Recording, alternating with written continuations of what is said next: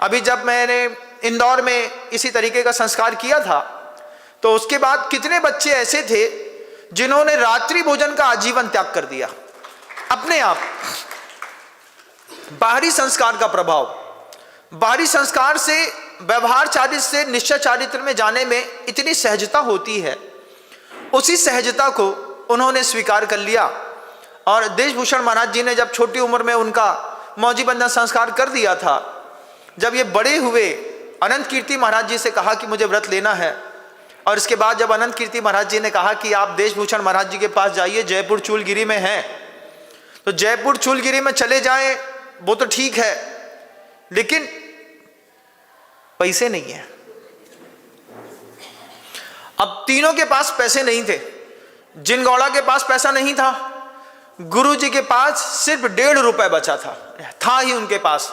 मल्लप्पा जी के पास पैसा है, लेकिन गुरु जी के हाथ में पैसा नहीं है। और अगर पैसा मांगेंगे घर के अंदर तो पूछताछ होगी, पैसा काहे के लिए चाहिए, क्यों चाहिए, कहाँ जाना है, क्या करना है। तो गुरुजी की आदत थी कि जिनगौड़ा के साथ कभी भी 1-2 दिन के लिए आसपास के महाराज जी लोगों की सेवा और वैयावृत्ति के निमित्त से वो चले जाते थे। किसी भी साधु की संलेखना होती थी तो बाहरी व्यवस्थाओं को बनाने में उनको बहुत आनंद आता था।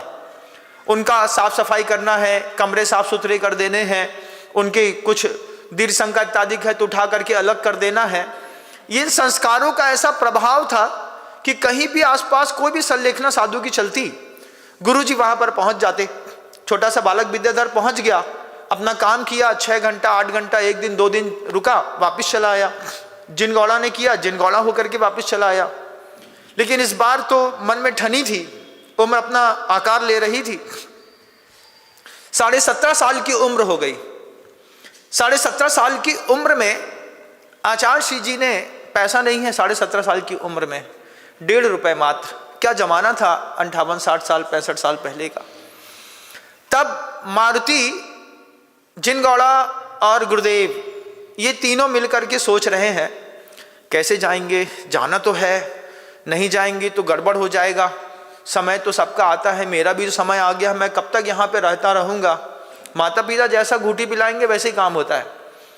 और मारुति के पास 112 रुपए पड़े थे।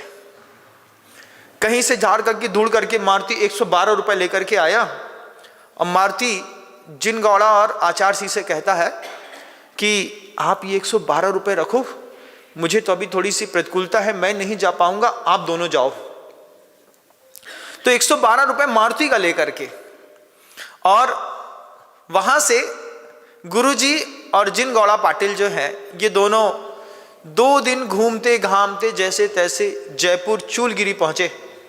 चूलगिरी में पहुंच करके देशभूषण जी महाराज जी से कहा कि गुरुदेव आपके संग में मुझे रहना है। आचार्य श्री जी ने देखा, उनको देख करके याद दिलाया, उनने, याद करिए 6-7 साल पहले आपने मेरा संस्कार किया था, सोने की लड़ वाला। अच्छा तुम वही हो। अब चूंकि देशभूषण महाराज जी उस तरफ पूरे एरिया में रह चुके थे, रह चुकने के कारण वे सबको जानते थे। तो और चूंकि देशभूषण महाराज जी भी कर्नाटक भाषी थे, वे भी कर्नाटक के थे, उनको भी कन्नड़ भाषा थी, गुरुजी की भी कन्नड़ भाषा थी। वे जयपुर चूलगिरी आ गए। उन्होंने अपनी भाषा में पूछ रहा, यन मांत्रण कुठून आले रे। उन्होंने बताया, मी पाजल आले सांदला सादलगा कुठेले। तो उनने पूछा तो बताया उन्होंने, किसके यहाँ के हो। वो कहते हैं मल्लप्पा जी का लड़का हूँ। अच्छा, यन मल्लप्पा जी का लड़का है। तो देख लिया कि खानदानी घर का लड़का है, गौरवर्णी है, साफ सुथरा है, अच्छा दिख रहा है, कौन छोड़ता है, कोई नहीं छोड़ता। देशभूषण महाराज जी ने विद्याधर जी से कहा और जिनगौड़ा पाटिल दोनों से कि आ जाओ। और यहीं पर अध्ययन अध्यापन के निमित्त से उनको आचार्य श्री जी ने अपने पास रख लिया। अभी व्रत दिया नहीं, बस रख लिया, रहो पढ़ो। छोटी सी जवाबदारी दे दी कि सारे महाराज जी के कमंडलों को पोंछना, पोंछ करके शुद्ध प्रासुक जल खींच करके लाना और उसी में डालना। इतनी सी जवाबदारी। कैसे डेवलपमेंट होता है।